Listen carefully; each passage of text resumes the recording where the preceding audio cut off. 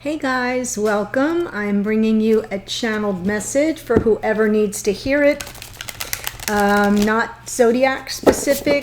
We are still in the energy of that beautiful super new moon in Scorpio, which is all about transformation and even a bit of purging of deeply submerged emotions. So it's a sensitive time. I'm going to make this reading specific to this time. So this is, we're just really looking at whatever needs to come through right here, right now. Got it? Okay. Let's see. I'm going to pull 2 cards from Moonology in honor of that super new moon. And one for divine masculine, one for divine feminine. It doesn't matter who you're here as. It's just for whoever's watching. Oh, I love this. Perfect. So we have the masculine gets bring love into the situation. New moon in Aquarius. Bring love into the situation. I'm a fan. And then the feminine gets work through your fears. New moon in Scorpio. You are winner, winner, chicken dinner, feminine. Work through your fears. The new moon in Scorpio. That's just not just the fears, but the deep emotions, the things that we push down, which really come from fear sometimes, right? So work through your fears in the new moon in Scorpio. Perfect message. And bring love into the situation, dear masculine. I am very pleased with both energies getting a new moon. Now I'm going to pull 1 card for those of you watching from Sacred Traveler, just to give you a little bit of a flavor of what we're all focusing on here in the collective right now as we proceed on our paths. View from above, get the big picture. Right? Little bit of Hanged Man energy in this card. That view from above, to me, I always feel like the Hanged Man has the 30,000 foot view. They're trying to see things with fresh eyes or look at a situation from all different perspectives. So that's why I associate the view from above to get the big picture with the Hanged Man. And part of it is we don't take action in the Hanged Man energy. We kind of pull back. It's almost like we're in the Matrix a bit in the Hanged Man energy. It does feel like a sacrifice. It's not always pleasant, but it isn't about the suffering. It's about the new perspective. Got it? And waiting for the illumination and the enlightenment from our spiritual team or our higher selves, if that's what you believe in. Okay, so I'm going to now do the reading, Celtic Cross. We're going to look at you, the situation, what's crossing you right now. And then we'll go through all the energies. I'm just laughing at myself because I inadvertently repolished a fingernail and didn't think, like, oh, it might not be dry in time. So now I'm sloppy shuffling due to nail polish. Being real. All right. Wow.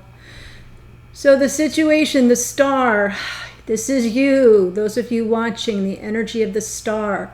Got a lot of different interpretations of this card, so I'm gonna leave it for now, but such a beautiful energy. That is Pisces, star is Aquarius. So I love that we have the Aquarian energy to kick off with. It's very expansive. And then what's crossing you there is the Lovers. Gemini energy of the Lovers. So this may involve either some healing around union or reunion, or the decisions and the choices we make about our unions. It could involve some healing, or it can involve some wishes being granted, or keeping hope, faith, and trust alive that the universe has our back and will grant the wish. See how she's sort of almost looking like she's beseeching. She's got that tether. She's got that tether to the cosmos. So that's what I feel like, that, oh yes, let it be so energy, so beautiful so far. All right, I'm just going to pull the rest of the cards and then I'll walk you through it. Wow. Oh my God. Well, there's our hanged man in the near future. That's definitely the view from above. Get the big picture first. Okay. Yeah, the world looks very different when we're hanging upside down. So I feel that's important. But here's where we go.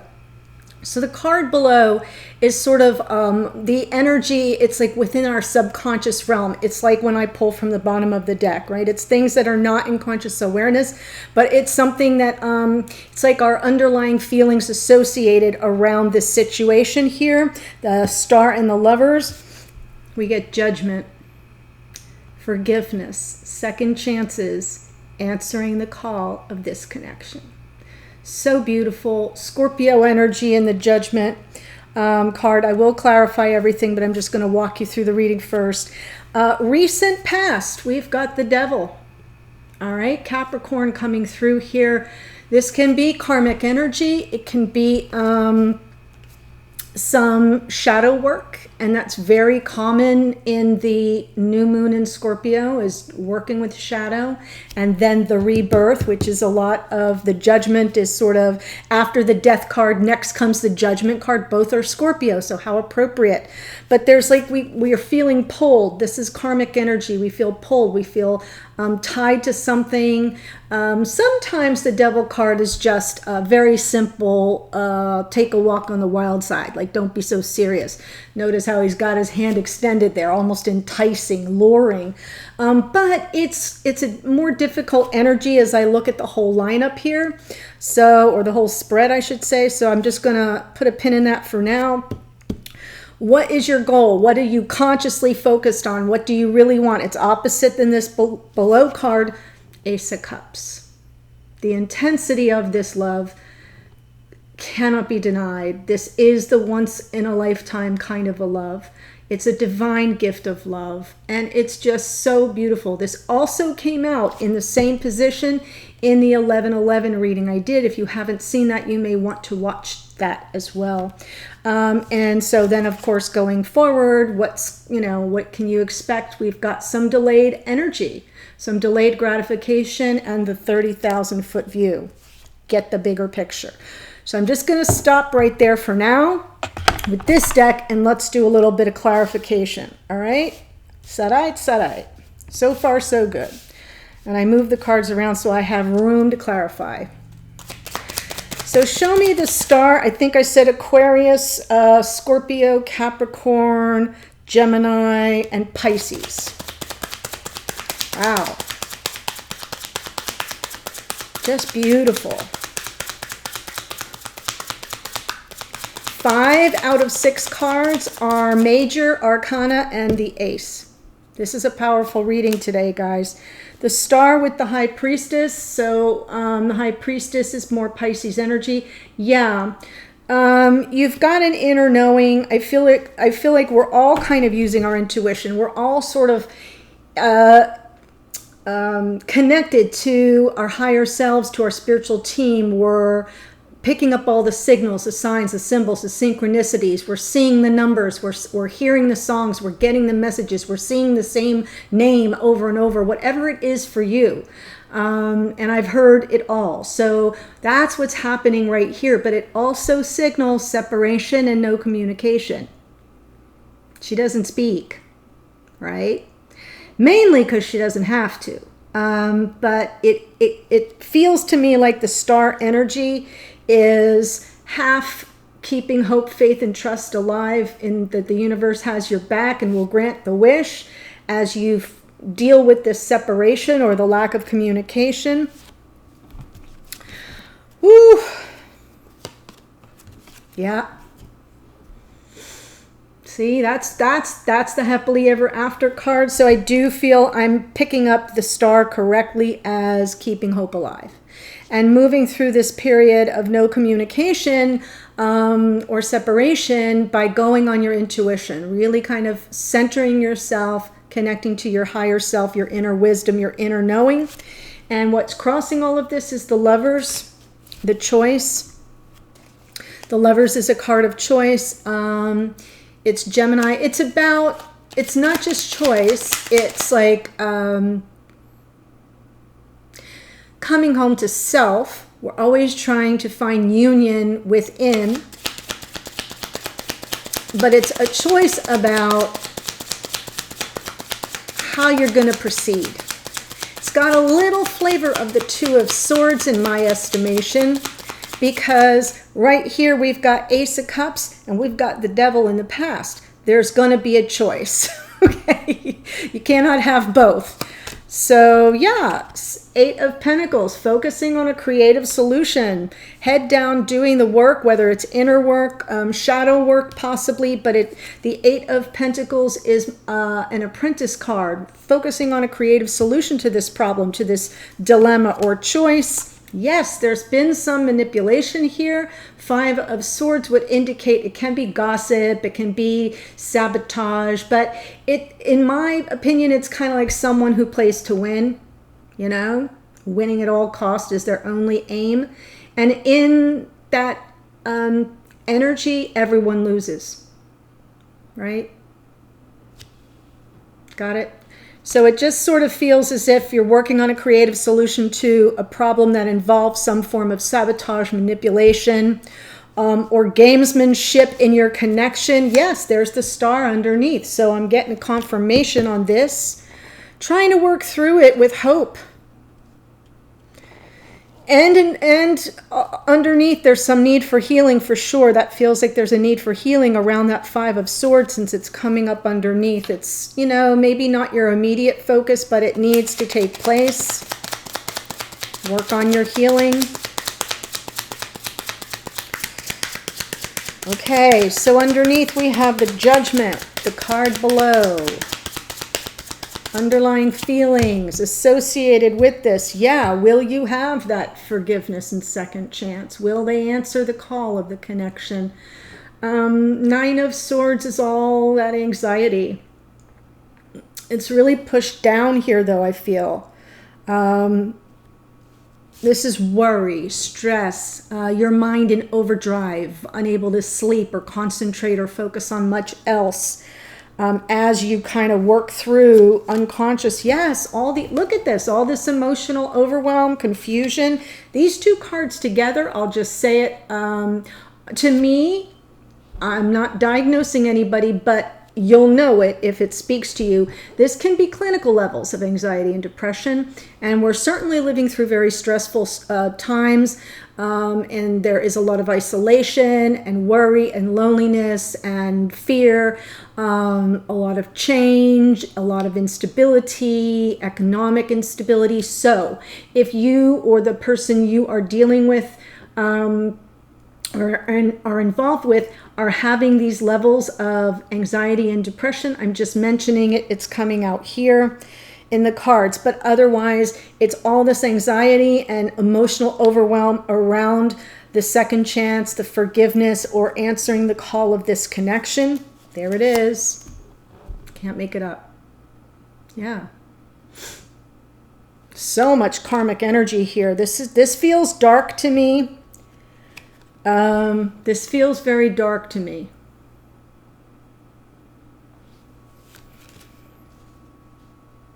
So I don't know if it's if this represents your shadow work or if it's the work of the other person. Does that make sense? And because we have this Five of Swords, it feels highly manipulative. Devil energy can be very manipulative and controlling and dark in its lower vibration for sure.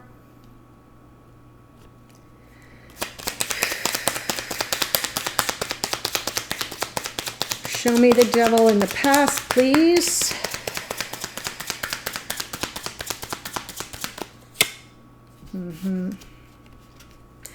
Very trapped. This feels karmic. I feel like I'm looking at karmic energy. Many of you feeling very trapped and stuck, unable to find your next best step out of the situation, right? I mean, you can move forward, but to do so, you have to step in the puddle, and that puddle represents our emotions, our feelings.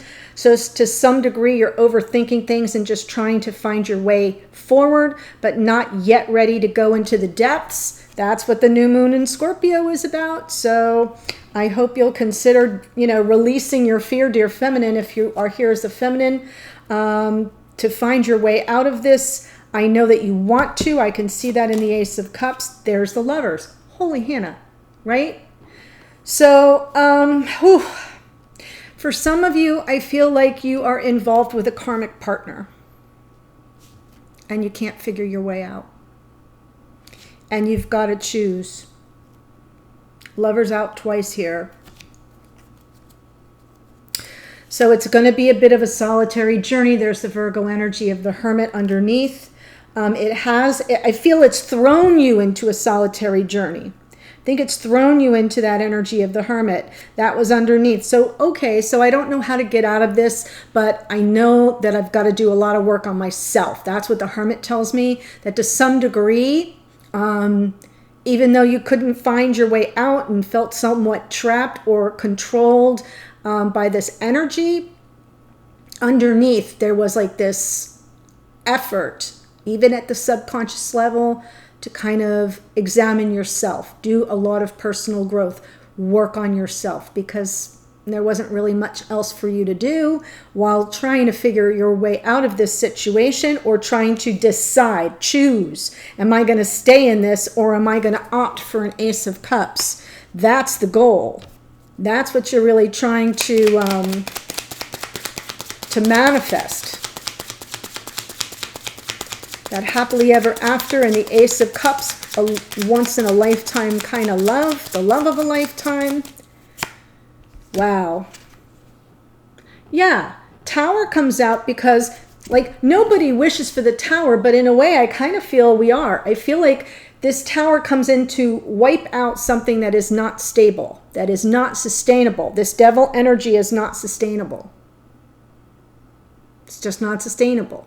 So I almost feel as in a way that you're bringing this into your conscious awareness. This is all conscious awareness. Like, hey, I want my Ace of Cups, so I need some help and guidance to remove things from my path that are blocking me from this Ace of Cups. So sometimes the Tower, which is Aries, by the way, comes in not because we want the shock and awe of it all or the drama of it all, but just because we can't figure out how to unshackle ourselves, right? We can't figure it out, or we're overthinking things and we're not moving forward, and therefore we set ourselves up. Sometimes that Five of Swords is self-sabotage, even for some of us, right? And we set ourselves up for the fall, but the fall is necessary. That's why it's coming out from the top of the deck. It's necessary. If you really want the Ace of Cups, the only way out is through. And if you aren't able to get through, then Spirit comes in and throws you an assist. Yes. And then protects you with this lovely energy of Temperance, which is self-control, restraint, patience, and alchemy. And taking this whole situation and turning, I was saying, and I think it was in the Pisces reading, I'm not 100% sure because I've done a bunch, like turning base metal like lead into gold, or water into liquid silver. That's the energy of the Temperance card, but that requires patience. It requires a different kind of patience than the Seven of Pentacles. This is very, this is kind of that level of patience born out of your own intentions. Not just waiting for things to roll out organically, but also doing the work you need to do to bring about this magnificent change. It's lovely. Very positive. Yeah, underneath we have the Three of Swords. There's some heartache here. I get it. There's some heartache. Three of Swords to me is sort of coming out right here, is responding to the Tower. It's underneath because it's not your primary focus. Moving things out of your path, clearing the path so the Ace of Cups can come through. That's your focus. That's what you're being patient around. But underneath, it's breaking your heart. It's breaking your heart. You ever hear like it's a necessary evil? That's what it feels like here. Ooh, that's why we have the healing on that five of coming up under for the lovers and the 5 of swords. So looking toward the future, guys, we've got the Hanged Man. Get the big picture, the view from above, delay your gratification. Kind of feels similar to Temperance. Yeah. All will be made clear. Spirit has a plan. Destiny's at the wheel. Wow. Doesn't that feel good? Sagittarian energy in the wheel there. That's Jupiter. So normally I would say that the wheel isn't moving forward because the Hanged Man is sort of static energy where you're in limbo.